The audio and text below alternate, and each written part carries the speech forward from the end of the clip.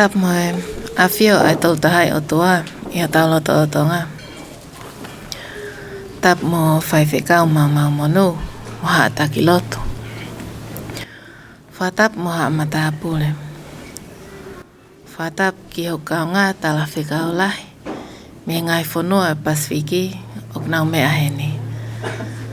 Whatap mo Palestini sa lesa kau ola. Pea mo Tongan Association of Canberra and Queanbeyan Incorporated.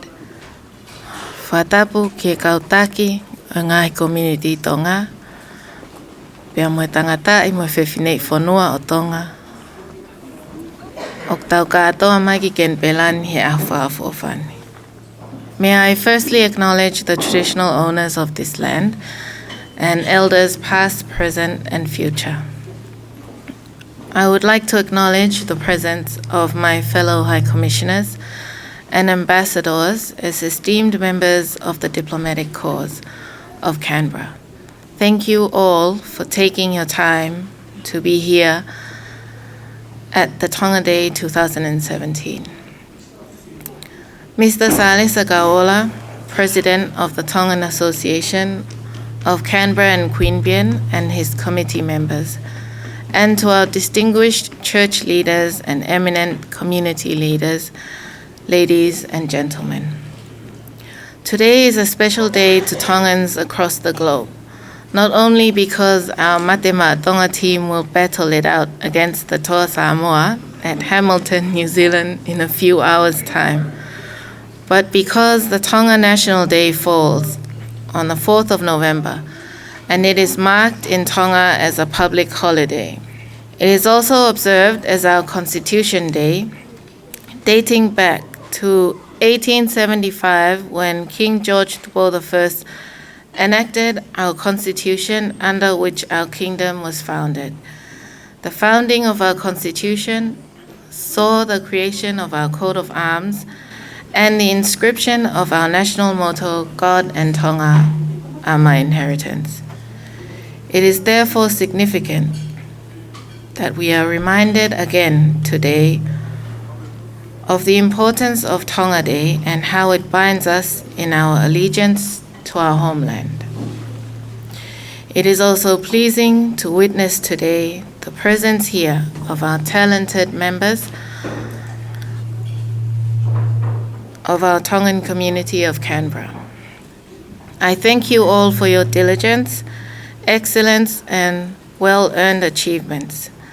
I am also privileged to be here to witness the collaboration and cooperation within our community to make today a reality. Ko awha historia ani. Ko uhi ko e tau whamanatua ai hokosia ai aho o Tonga wafta fitu i e kolomua o kontineni tini. Hange ko lea oktaka ko tau katoa ki ken pela. Ko e awha whanua o Tonga o whamanatua ia i Tonga ko e aho o konistu tone i hono whoaki i e uluak whaa si austupo uluaki i e aho whaa o Novema tahawalfit nima pea mohono whatu o eta moto ko e otua motonga ko hoktofia. O kua mau ai maa whana make. Ko uhi ngā lahi o e tau whakatahataha. Ko e tuunga i he tau mahu inga ia, mo e tau pole i o tau Tonga. O pehe ai whakamalo ke komiti, i hono whotutu ai polo kalamani.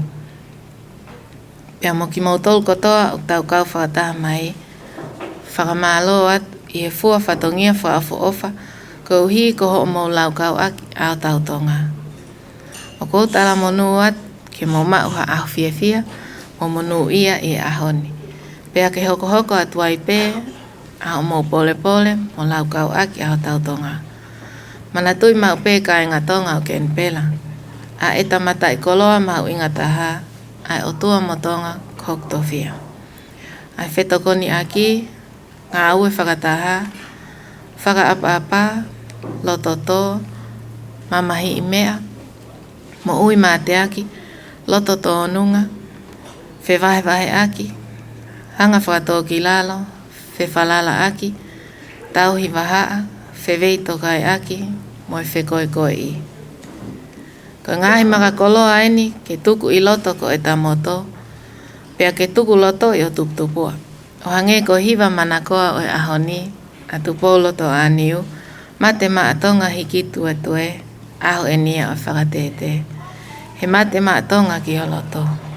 Ko ia e ken pela, mate maa tonga ki o loto, mate maa tonga ki tuloa I pea tonga, pea ke tuloa I pe ahota tonga o tuptupua o whātu.